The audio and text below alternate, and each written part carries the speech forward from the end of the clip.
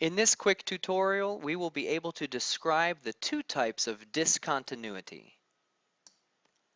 So we were just talking about continuity, and now we're talking about discontinuity. There are two main types of discontinuity. There's the removable type, and that is a hole. And let's draw a picture of a discontinuity that is a hole. We've seen this picture before. So let's say we've got that, and sometimes there's a point, maybe above or below. I'll put it below this time. So this is a removable type of discontinuity because it's like somebody just took one single point out of my function and put it down here. And that's called a hole right here. So, but it's easy to fix because you can really just put that point right back in there, and it's not too difficult to do that for the equation.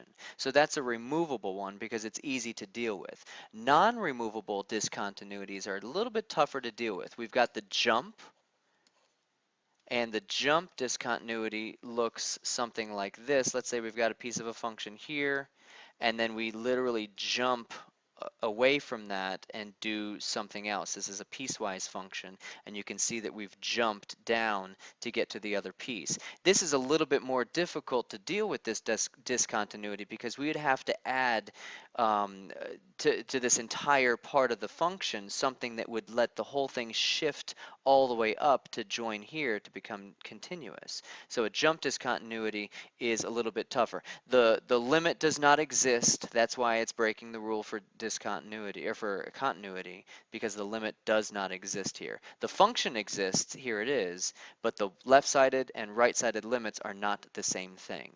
As opposed to this one, the function exists, here it is, the limit exists, here it is, but they're not the same values, so it is discontinuous.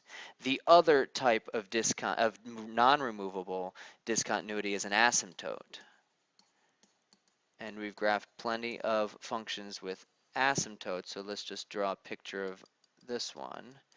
And we've got this part of the function that's approaching that part, and this part of the function that's approaching that part. This is also a discontinuous graph because the limit doesn't even exist because we cannot approach infinities. Those are not numbers. And, well, because we have a vertical asymptote, the function doesn't even exist here. So it's breaking a couple of the rules. This is a whole lot more difficult to deal with to make it continuous as well, because we would have to define the x value that makes that a vertical asymptote.